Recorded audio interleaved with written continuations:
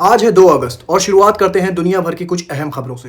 दोस्तों, पहली सबसे अहम खबर यह है कि डोनाल्ड ट्रंप ने ये अनाउंसमेंट कर दिया है कि अब ईरान के ऊपर हमला नहीं होगा। इसी के साथ डोनाल्ड ट्रंप ने कहा कि हमारी और ईरान की अब बातचीत शुरू होने वाली है और अगर इस बातचीत से ये मसला हल नहीं हुआ तो हमारे जो प्लेन्स हैं, हमारे जो बम्स हैं वो ऑलरेडी लोडेड हैं और इस बार ईरान के ऊपर हम इतना बड़ा हमला करेंगे कि वर्ल्ड वॉर 2 के बाद से दुनिया ने इतना बड़ा हमला किसी भी कंट्री के ऊपर नहीं देखा होगा। दोस्तों, indirectly Donald Trump nuclear attack की धमकी दे रहे हैं। डोनाल्ड ट्रंप की इस बात से एक चीज और सामने निकल कर आ रही है। जैसे कि पहले रिपोर्ट में आया था, CSIS की रिपोर्ट आई थी जिसमें कहा गया था कि अमेरिका ने लगभग अपने 60% वेपन यूज कर लिए हैं और अब अगर वो लगातार इस जंग को जारी रखता है तो उसके पास वेपन्स खत्म हो जाएंगे। और डोनाल्ड ट्रंप के इस अनाउंसमेंट से ये साफ जाहिर हो रहा है कि अमेरिका के पास वेपन्स की कमी है। इस वजह से वो दोबारा बातचीत करने के लिए राजी हो गया है ईरान के साथ। उधर ईरान भी हो सकता है कि बातचीत के लिए रेडी हो जाए, लेकिन ईरान भी कह रहा है कि हम दोबारा जंग के लिए पूरी तौर पर तैयार हैं। कंक्लूजन ऑफ द स्टोरी ये है कि दोनों कंट्री बातचीत के लिए तो तैयार हो गई हैं। अगर बातचीत से ये मसला सॉल्व नहीं हुआ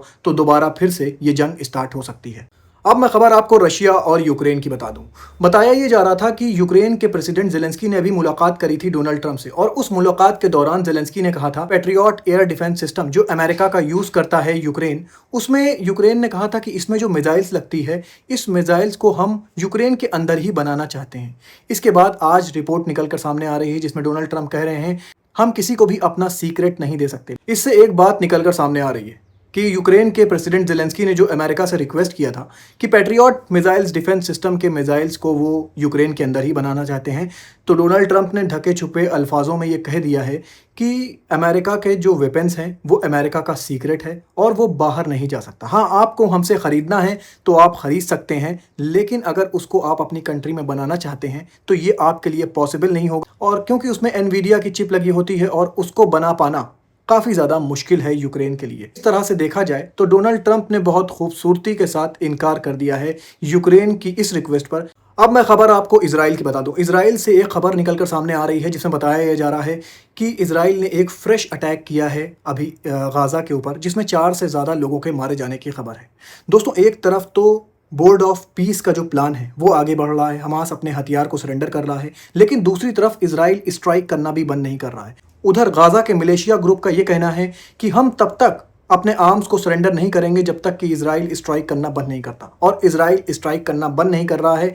इस वजह से अब ये लगता है कि ये कॉन्फ्लिक्ट आगे बढ़ सकता है। जो बोर्ड ऑफ पीस का प्लान है वो हो सकता है कि आगे ना बढ़े।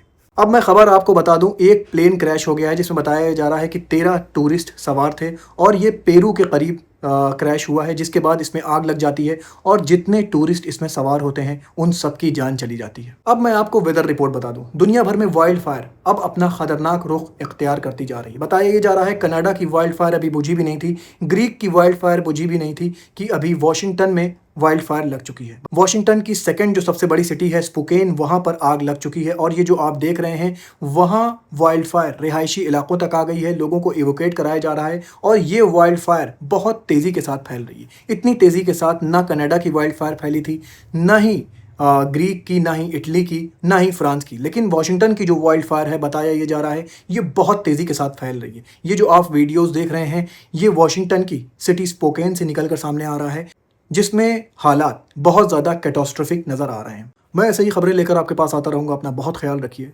और मुझे भी अपनी दुआओं में याद रखिए।